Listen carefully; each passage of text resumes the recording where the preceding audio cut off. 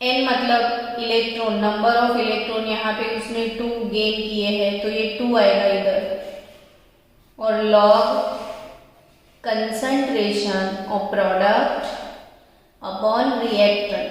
Product जो है कि वो सॉलिड है, तो सॉलिड का कंसंट्रेशन हम नहीं कंसीडर करते हैं, क्योंकि सॉलिड का कंसंट्रेशन मोल पर लीटर में कैसे निकल सकता है, वो तो सॉलिड है। मोल पर लीटर तो कोई सॉल्यूशन का ही होता है ना, इसीलिए इसका कंसंट्रेशन कंसीडर करेंगे, इसका नहीं, तो ये 1 लिख देंगे और अपॉन Z+2 aqueous। चलो अब कैथोड हाफ रिएक्शन लिखना है आपको। रिडक्शन, कैथोड कौन है, कॉपर, तो कॉपर का रिडक्शन इक्वेशन क्या होता है, जब कंपैरिजन होती है ना बच्चों, तो इसका एनोड का भी रिडक्शन होगा, कैथोड का भी रिडक्शन पोटेंशियल लेंगे। अगर ऑक्सीडेशन लेना है तो फिर दोनों का ऑक्सीडेशन लेना है, अगर रिडक्शन लेना है तो दोनों का रिडक्शन लेना है। मैंने रिडक्शन से लिया तो इसका भी रिडक्शन इक्वेशन, इसका भी reduction equation. Copper +2 2 electron gain करेगा तो बन जाएगा कॉपर। तो इसके लिए नॉन्स इक्वेशन क्या होगा, तो E copper +2 oblique copper is equal to E0 copper +2 oblique copper minus 0.059/2 log 1/Cu+2 ऐसे होगा, 1/Cu+2 होगा। अब जो ये 1/Cu+2 equation number 1, equation number 2। Now what is E cell, तो E cell is nothing but E cathode minus E anode, ये cathode ये anode, तो E कैथोड माइनस एनोड यानी E0 Cu+2 oblique Cu minus E0 Zn+2 oblique Zn। ये portion आ गया, this minus this, अभी minus 0.059/2 होगा और ब्रैकेट में log 1/Cu+2। ये ब्रैकेट में मैंने कॉमन भी निकाल दिया, ये माइनस होगा, फिर माइनस दिस, तो माइनस माइनस ये प्लस हो जाएगा। लेकिन फिर से मैंने बाहर कॉमन निकाल के ब्रैकेट में रख दिया तो अगेन ये माइनस आ जाएगा, तो माइनस 0.059/2 तो मैंने निकाल दिया कॉमन, तो log 1/Z+2 ऐसे लिखना पड़ेगा आपको। अब समझो कि ये E cell is equal to E0 Cu+2 oblique Cu, E0 Zinc+2 oblique Zinc, तो इसके लिए क्या बोल सकते हो आप, E0 सेल बोल सकते हो ना, ये स्टैंडर्ड हो गया। E0 Cu+2 this minus this, ये standard cell potential E0 cell मिला, माइनस 0.059/2 log। अब log A minus log B है, तो इसके लिए आप लिखोगे log A/B। log A minus log B का मतलब होता है log A/B, यानी यहाँ पे log A minus log B, तो log दिस अपॉन दिस, तो 1/Cu+2 अपॉन 1/Zinc+2, तो ऑब्वियसली ये अपॉन ऊपर चला जाएगा, तो actually it is concentration of anode हो गया Zinc+2 यानी एनोड का कंसंट्रेशन अपॉन कैथोड का कंसंट्रेशन। तो ओवरऑल इक्वेशन मिला E cell is equal to E0 cell minus 0.059/2 log concentration of anode upon concentration of cathode. तो ये डैनियल सेल जो है इसका सेल इक्वेशन है। अब आपको इसके सम्स करने पड़ेंगे कि ये डेरिवेशन लिख दो, स्क्रीनशॉट ले लो, जो करना है वो कर लो। तो थोड़े बहुत क्वेश्चन सॉल्व करेंगे अभी हम कि क्वेश्चन कैसे आ सकते हैं और उसको सॉल्व कैसे करना है और इक्वेशन कैसे डिराइव करना है। तो पहले एक दो सैंपल इक्वेशन डेरिवेशन के ले लेते हैं, उसके बाद में हम सम की तरफ जाएंगे।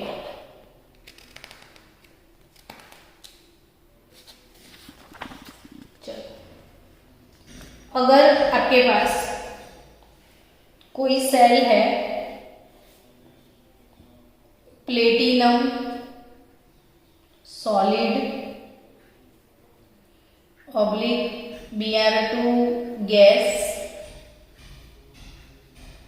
Oblique active ion Br minus gaseous electrode, ऐसे लिखते हैं कि भाई प्लेटिनम की स्ट्रिप पे ब्रोमीन गैस को एब्जॉर्ब किया था और उसका एक्टिव आयन था Br माइनस, सॉल्ट ब्रिज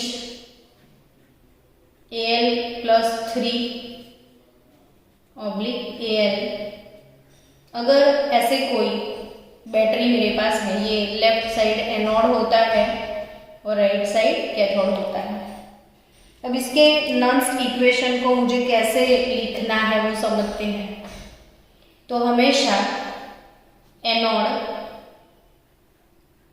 ये दूसरी मेथड में आपको सिखा रही हूँ शॉर्टकट, इतना लंबा डेरिवेशन नहीं करना है तो शॉर्टकट ट्रिक से आप कर सकते हो। तो एनोड के ऊपर होता क्या है ऑक्सीडेशन और कैथोड पे क्या होता है रिडक्शन।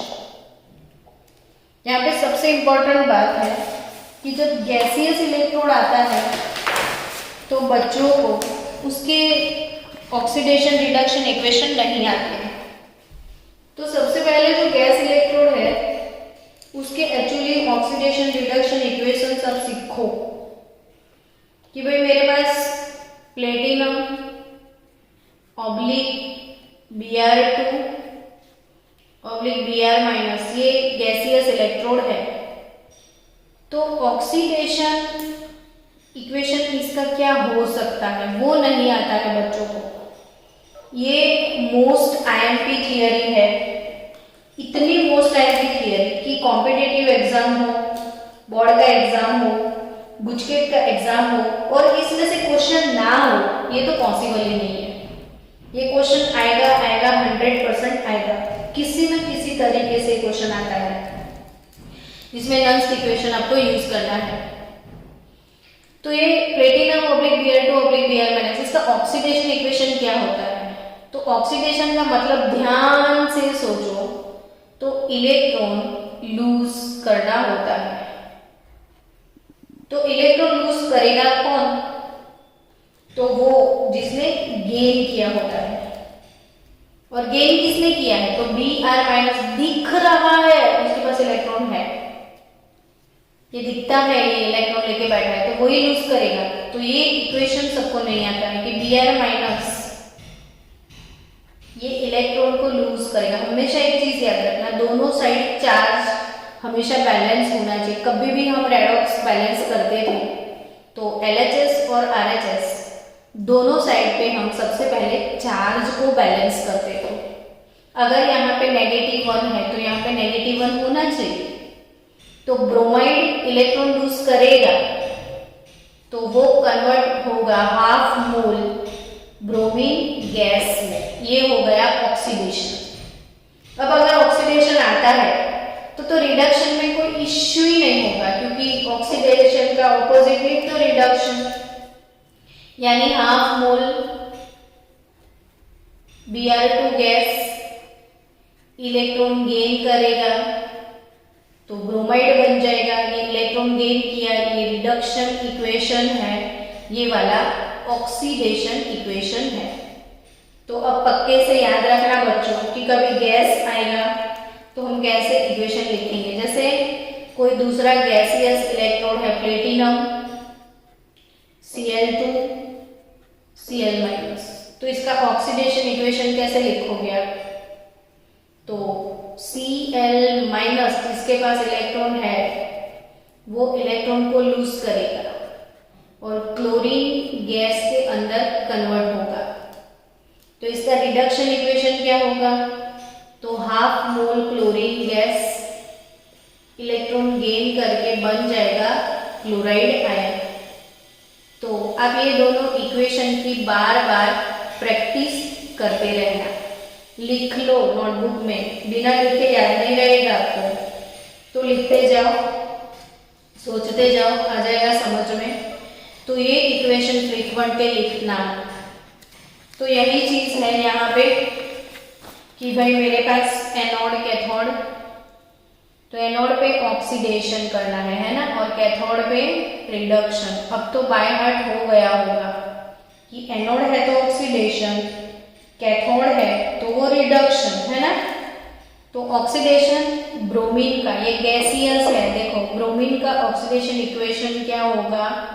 तो अभी अभी सिखाया, Br minus gives half mole Br2 gas plus electron, clear. अब कैथोड Al+3 गेन करेगा 3 मोल इलेक्ट्रॉन, बन जाएगा एल्यूमिनियम। अब आपको ये सोचना है कि Br2 इसने 1 मोल इलेक्ट्रॉन लूज किया और इसने तो 3 मोल गेन कर लिए, तो दोनों साइड 3 होने ही चाहिए। तो यहाँ पे 3 है तो यहाँ पे भी 3 चाहिए। तो ऐसा करो, इसको 3 से मल्टीप्लाई कर लो, हो गया 3 इलेक्ट्रॉन। अब दोनों का टोटल कर लो, तो ये 3 इलेक्ट्रॉन कैंसल हो गए। अब इक्वेशन क्या बनेगा?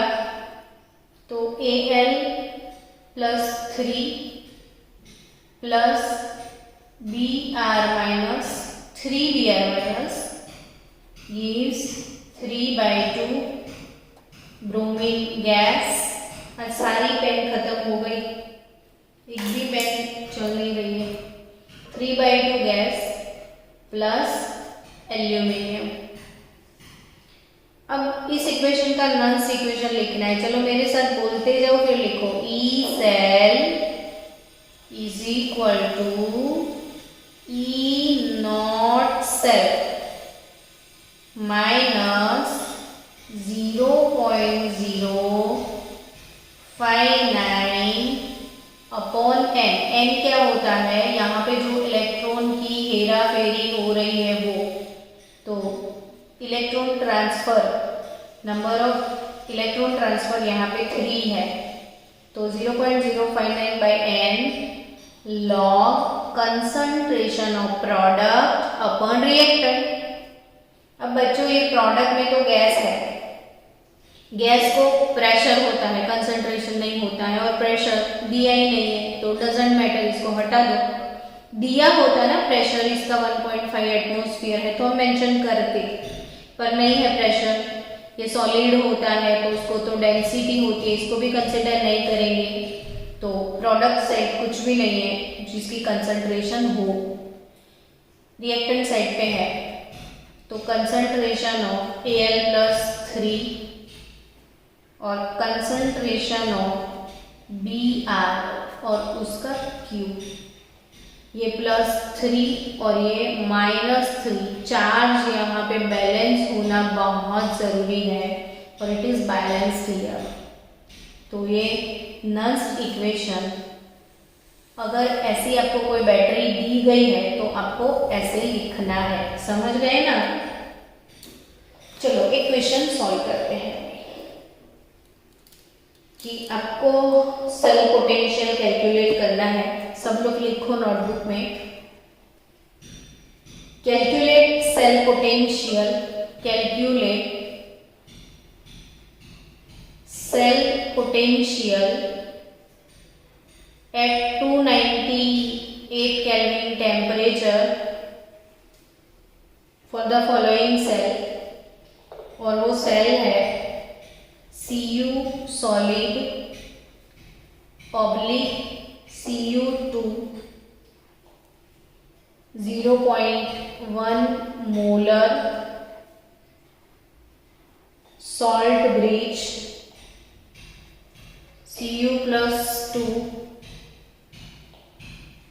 1 molar oblique Cu solid E not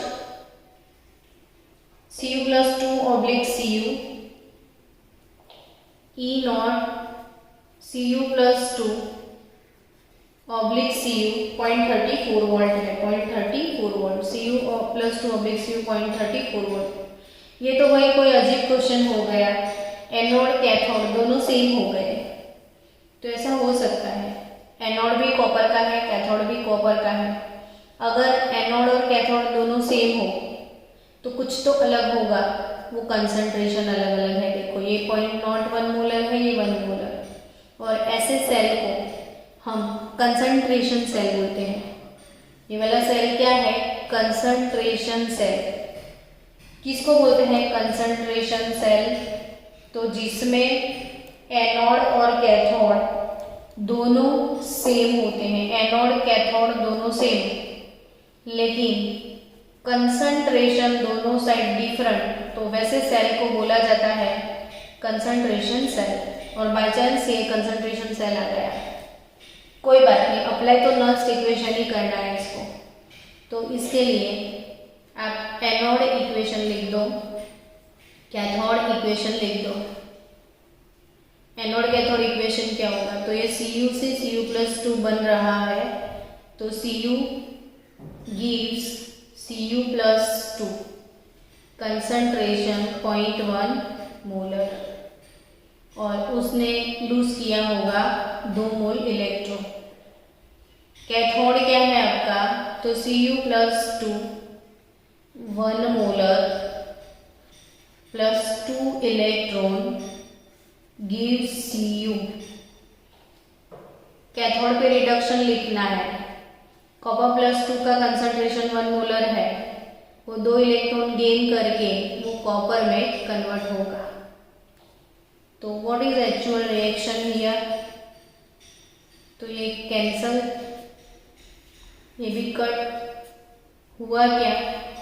तो कॉपर+2 कैथोड 2 कॉपर+2 एनोड, ये चीज मिली आपको।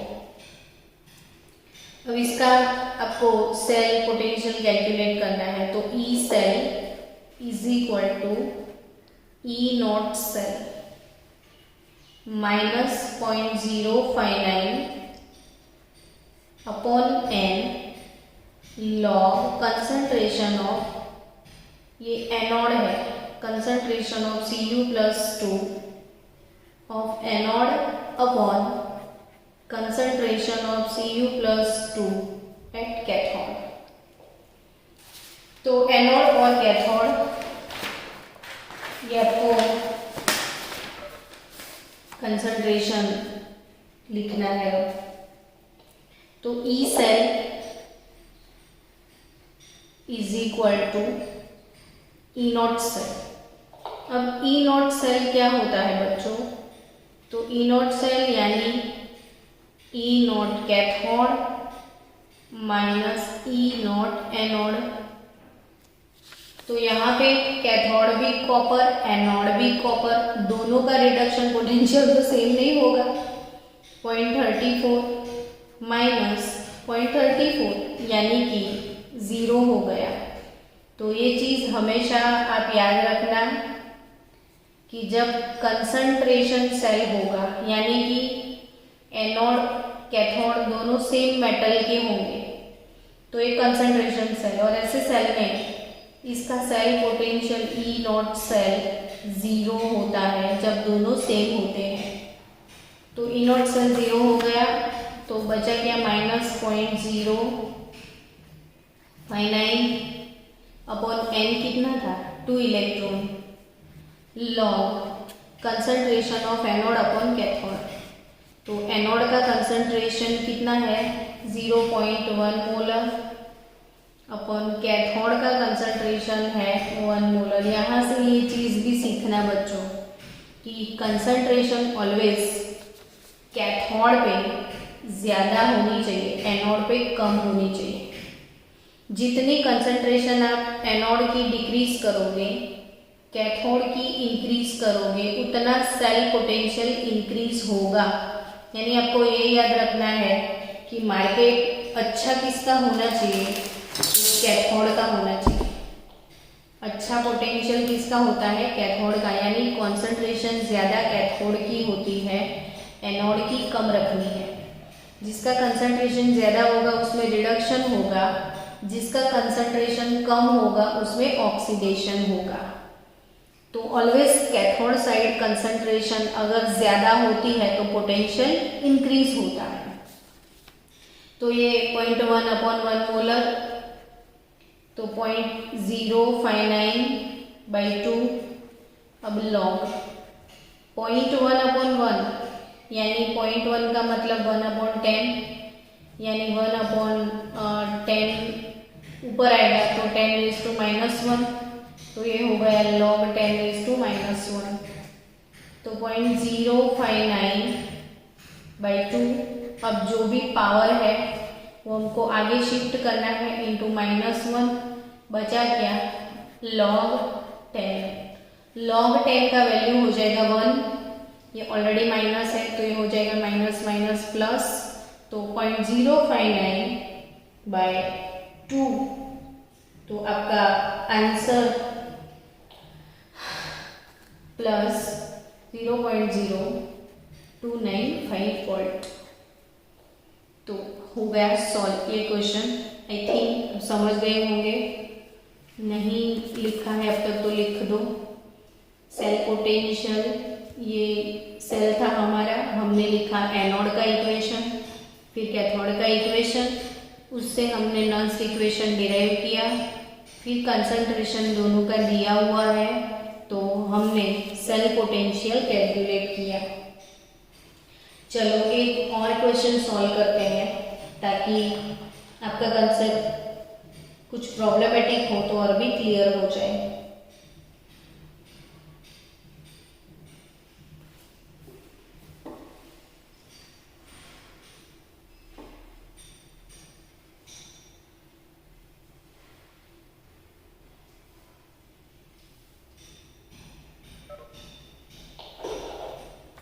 नेक्स्ट क्वेश्चन,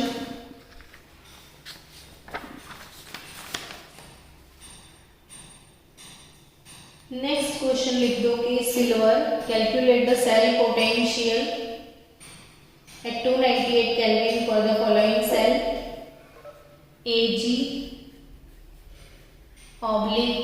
Ag plus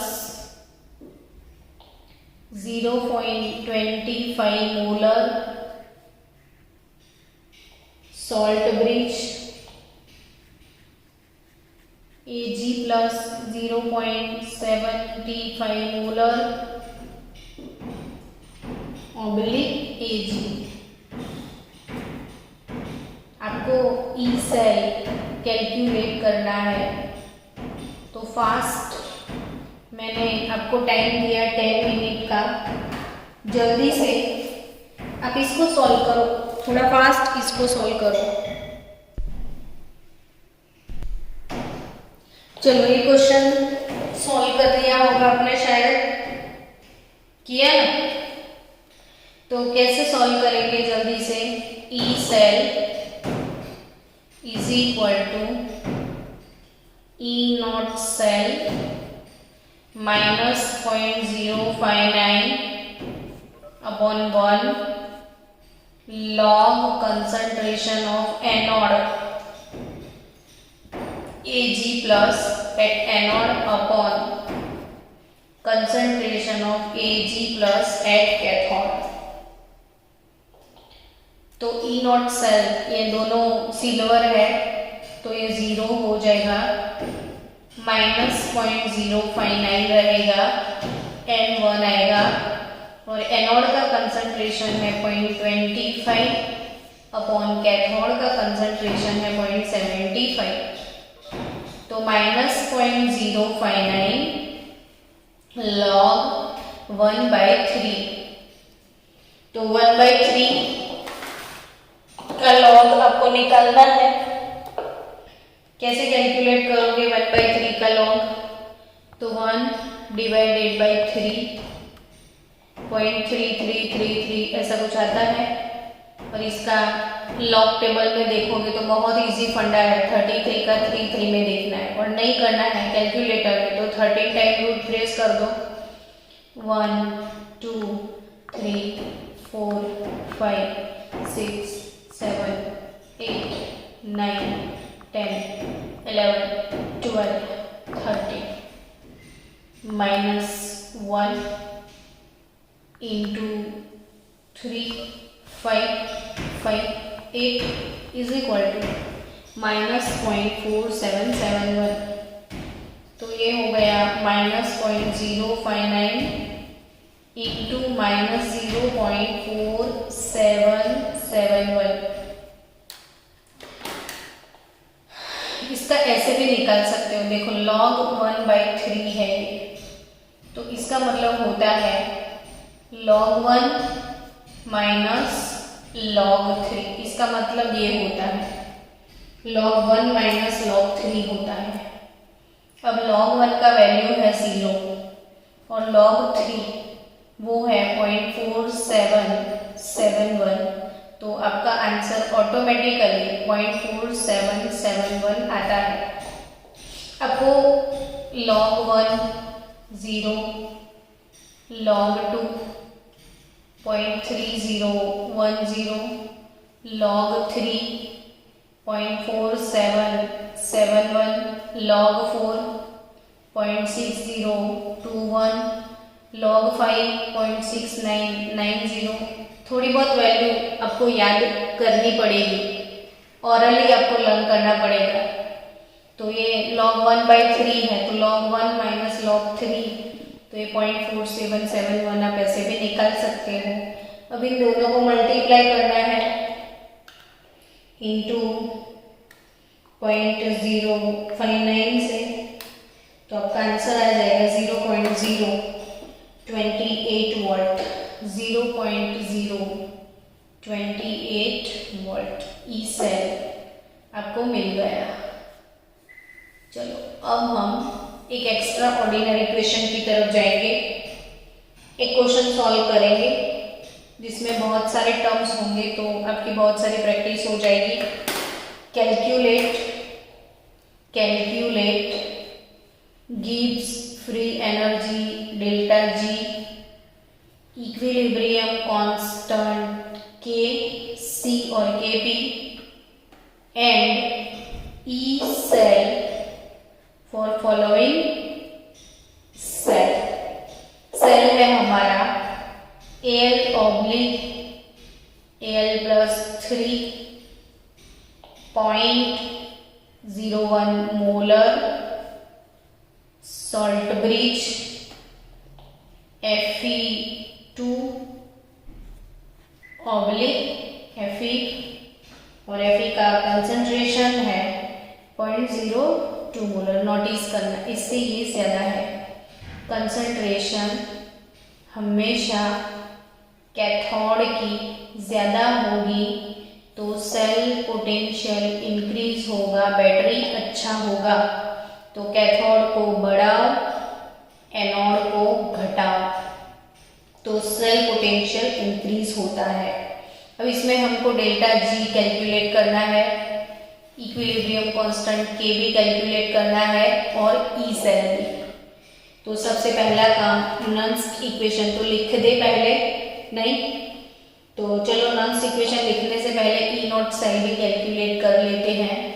तो ई नॉट सेल यानी E naught cathode minus E naught anode, यानी कि E naught Fe2/Fe minus E naught Al3/Al।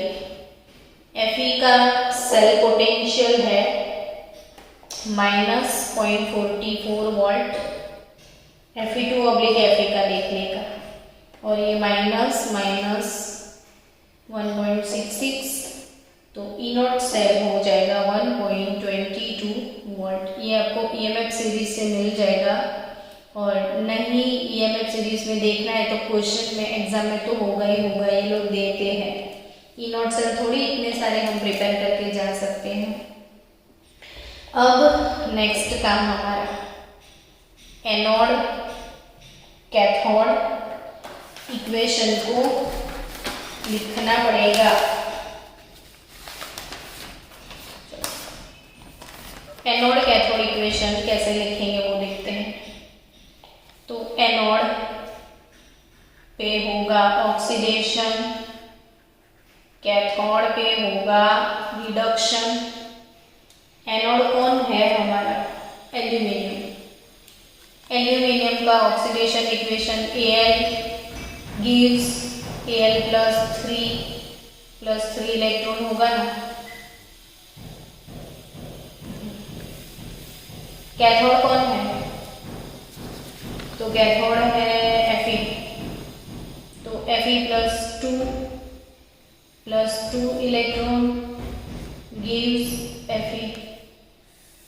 तो Al प्लस, अच्छा हाँ, इक्वल करना पड़ेगा, तो इसको 2 से मल्टीप्लाई करना पड़ेगा, इसको 3 से मल्टीप्लाई करना पड़ेगा। तो अब इसको 2 से मल्टीप्लाई करो, 2Al plus 3 6 electron 3Fe2 6 electron 3Fe। So students, Al oblique 3Fe2 gives 2Al3 plus 3Fe, ये होगा सेल इक्वेशन। तो इसको कैसे सॉल्व करोगे? तो E cell is nothing but E not cell minus 0.059 by 6 होगा ना, ये 6 इलेक्ट्रॉन का चेंज है यहाँ पे। तो n is equal to 6 log concentration of product upon reactant. Product में कौन है? तो एल्यूमिनियम प्लस 3, और वो 2 मोल जो है वो पावर में लिखना पड़ेगा, और रिएक्टेंट साइड है Fe प्लस 2 कैथोड, और ये 3 उसके पावर में जाएगा। वैसे इक्वेशन आप सेल को देख के डायरेक्ट भी लिख सकते हो, अगर किसी को डायरेक्ट लिखना आता है तो आप डायरेक्ट लिख सकते हो सेल को देख के कि ये Al plus 3 cathode upon anode, तो Fe2 ये 2 और 3 को मल्टीप्लाई करोगे तो 3 2 6 2 3 6, यहाँ पे इक्वल होना चाहिए। अब ई सेल कितना है तो वो तो कैलकुलेट किया हुआ है ना, 1.22 माइनस 0.059 बाय 6, और लॉग कंसंट्रेशन एल्यूमिनियम का और कॉपर का चाहिए। एल्यूमिनियम का है 0.01 मोलर। 0.01 मोलर का मतलब होता है 10⁻², तो ये 10⁻², और इसका स्क्वायर अपॉन Fe प्लस 3 का है 0.02, यानी 2 × 10⁻², इसका क्यूब करना है।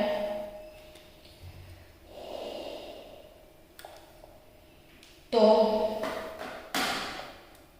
सॉल्व करो, 1.22 माइनस 0.059 बाय 6 इंटू, अब इसको हम सिंप्लीफाई कर लेंगे, तो उसका सिंप्लीफिकेशन करते हैं। चलो कि ये वाला टर्म उठा लो साइड पे, log 10⁻⁻4 हो गया ये, और अपॉन 2 का क्यूब 8 × 10⁻⁻6 हो गया, तो ये हो जाएगा log, ये -6 ऊपर चला गया, तो 10⁻⁻4 प्लस 6 बचेगा क्या? तो 6 - 4 2, यानी 10⁻² बचेगा, अपॉन 8 हो जाएगा, तो log 100/8 हो गया। इसको बिना कैलकुलेटर से सॉल्व करते हैं। चलो, तो log 100/8 यानी log 100 माइनस log 8 ऐसा आप लिख सकते हो। अब समझना बच्चों, log 100 का मतलब होता है 10 का स्क्वायर, माइनस log 8 का मतलब होता है 2 का क्यूब, है ना। तो ये 2 log 10 हो गया और ये 3 log 2 हो गया। ये 3 को आगे भेज दो, ये 2 को आगे भेजो। log 10 की वैल्यू 1 होती है तो 2 माइनस 3 इंटू log 2 का वैल्यू है 0.3010, तो 2 माइनस 0.3010 यानी कि 30 इंटू 3 90 होता है, तो 2.90 समझो। और 2.90 तो नथिंग बट 1.10। क्या आया? 1.10। अब आपको log का वैल्यू मिल गया 1.10। चलो कैलकुलेटर से करो। 100 divided by 8, 12.5, 13 time root 1 2 3 4 5 6 7 8 9 10 11 12 13 minus 1 into 3 5 5 8, तो आंसर आ गया ना 1.09, यानी 7 को राउंड ऑफ करो तो 1.10, तो ये सीधा आपका आंसर है 1.10। तो ये आंसर मिल गया 1.10। अब 1.10 इंटू 0.059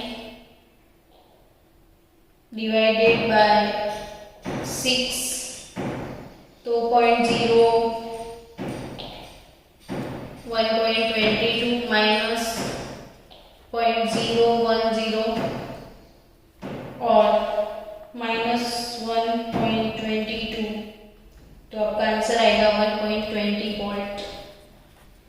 कितना वोल्ट? 1.20 वोल्ट। तो हमारा आंसर है 1.20 या 1.21 वोल्ट, सॉरी 22 से एक जाएगा तो 1.21 वोल्ट हमारा आंसर होगा। चलो तो आपका ई सेल आ गया 1.21 वोल्ट। हाँ सो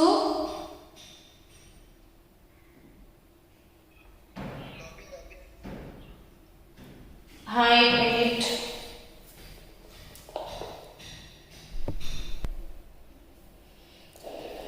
अब हमको हमारे पास क्या मिल गया?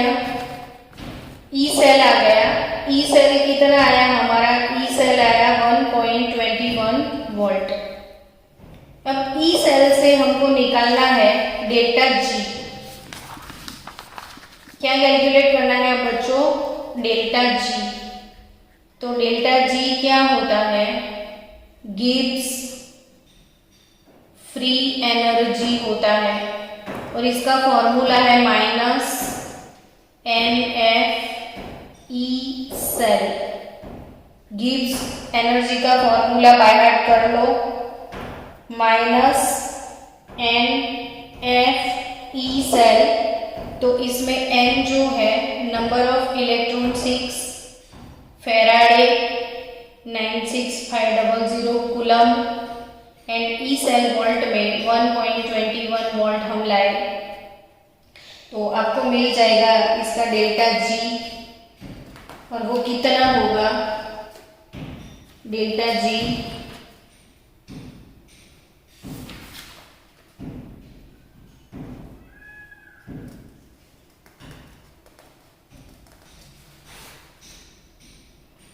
कैलकुलेट करो। चलो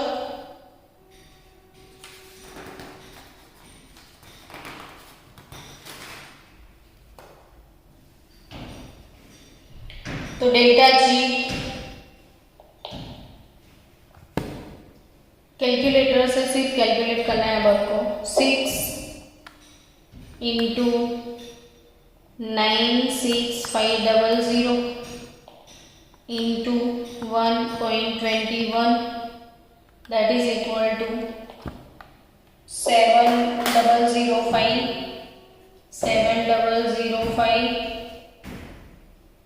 90, ये नेगेटिव, और इसका यूनिट ये कूलम्ब में है ना और ये वोल्ट में है, तो कूलम्ब इंटू वोल्ट, और कूलम्ब इंटू वोल्ट जो है बच्चों, कूलम्ब इंटू वोल्ट ये होता है जूल। कूलम्ब इंटू वोल्ट क्या होता है? जूल होता है। तो डेल्टा जी कैसे कैलकुलेट किया जाता है? NF E सेल, तो N6 F9 6.00 E सेल 1.21, तो ये इतने जूल हो गया। अब इक्विलिब्रियम कांस्टेंट Kc, तो डेल्टा जी यहाँ पे equilibrium constant Kc delta G से नहीं मिल सकता है। क्यों? कि जो डेल्टा जी से इक्विलिब्रियम नहीं ला सकते, इक्विलिब्रियम कांस्टेंट के लिए डेल्टा जी नॉट लिखना होता है -2.303 RT log Kc से। तो इक्विलिब्रियम कांस्टेंट हम स्टैंडर्ड सेल के लिए निकालेंगे, ये non standard cell delta G का इक्विलिब्रियम कांस्टेंट आपको ऐसे नहीं निकलेगा। तो आपको यहाँ तक क्लियर हो गया डेल्टा जी कैसे निकालोगे। अब ये चीज हमेशा याद रखना है कि equilibrium constant delta G not से निकलेगा। क्यों? तो मैंने कल एक फॉर्मूला सिखाया था, देखो delta G is equal to delta G 0 minus plus RT by NF ln QC, ऐसा एक फॉर्मूला सिखाया था। अब यहाँ पे डेल्टा जी 0 होगा, तो डेल्टा जी 0 होता है तो सिस्टम इक्विलिब्रियम में आ जाती है। तो delta G not plus RT by NF ln, और जब इक्विलिब्रियम होता है तो QC Kc बन जाता है, और इसलिए हमेशा फॉर्मूला रहेगा delta G not is equal to minus RT ln K, minus RT ln K। तो स्टूडेंट्स ये चीज याद रखो कि ये डेल्टा जी नॉट से ये फॉर्मूला मिलता है, डेल्टा जी से नहीं। तो ये फॉर्मूला डेल्टा जी का है, जी नॉट का है। तो डेल्टा जी हमने कैलकुलेट किया, non standard gives free energy, और ये इतने जूल में आएगा। तो मिलते हैं कल नेक्स्ट क्वेश्चन में, और आपको मैं ऐसे नेक्स्ट क्वेश्चन के लिए 1 to 15 क्वेश्चन की प्रैक्टिस अभी भेज रही हूँ, घर पे बैठ के 1 to 15 क्वेश्चन करना। चलो।